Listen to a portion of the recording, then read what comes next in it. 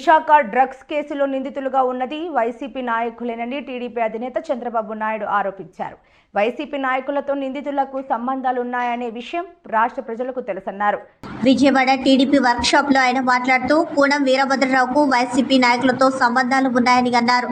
సంక్రాంతి సంబరంగా ఏర్పాటు చేసిన ఫ్లెక్సీల్లో జగన్ వైసీపీ నేతల ఫోటోలు ఉన్నాయని, దీనికి సమాధానం చెప్పకుండా తిరిగి తమపై దాడి చేసేందుకు వైసీపీ ప్రయత్నం చేస్తోందని అన్నారు. జగన్ 5 ఏళ్ల పాలనలో రాష్ట్రాన్ని గంజాయి రాష్ట్రంగా మార్చేశారని ఆరోపించారు.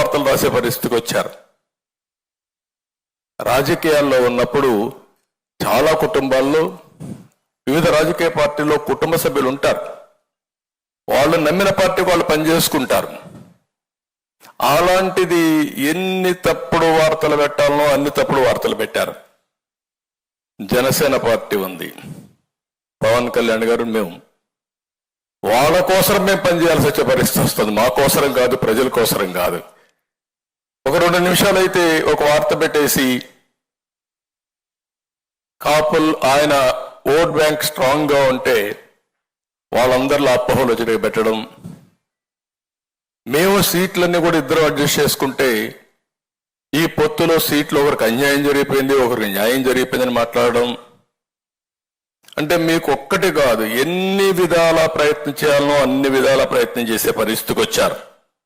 లేటెస్ట్ మీరు ఒకసారి చూస్తే ఎంత దుర్మార్గం అంటే విశాఖపట్నంలో డ్రగ్స్ పట్టుకున్నారు.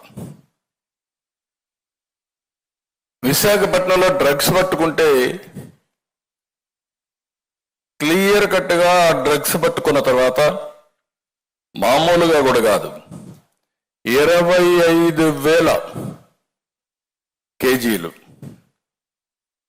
డ్రగ్స్ వచ్చాయి. అది కూడా డ్రై ఈస్ట్ పేరుతో బ్రెజిల్ నుంచి కన్సైన్మెంట్ వచ్చింది. ఇక్కడైతే గవర్నమెంట్ సిబిఐ వాళ్ళు రాసిన రిపోర్ట్ ఇది.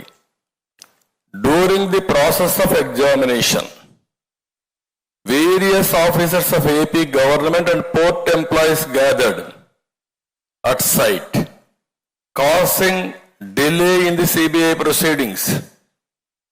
The representatives of importer informed that there is prediction of rainfall and all his goods might get damaged in rainfall. Hence request to keep the goods inside the container for the day for its safety custody. అటు container తీసుకొచ్చిన వ్యక్తి ఇటు అధికారులు పోయి delay చేయడానికి ప్రయత్నం చేశారు. Delay చేసిన తర్వాత మనం అడిగాం, ఇది ఫస్ట్ టైం కాదు.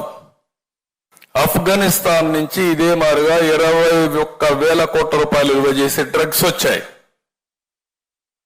అదే మారుగా ఈరోజు రాష్ట్రం మొత్తం గంజాయి ఉంది. డే 1 మనం ఫైట్ చేస్తున్నాం.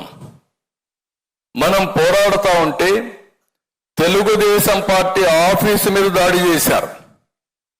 నేను 2 రోజులు 48 అవర్స్ ఫాస్టింగ్ చేశాను. మన మీద దాడి చేస్తే మనం ఇచ్చిన కేసు తీసుకోలేదు. మన ఆఫీసుకు వచ్చి డీజీపీ ఆఫీస్ ఎంత దూరం గట్టిగా అరిస్తే డీజీపీకి వినపడొస్తుంది. అక్కడి నుంచి ఆఫీసును దాడి చేసి వీళ్ళు హ్యాపీగా వెళ్ళిపోయే పరిస్థితి వచ్చారు.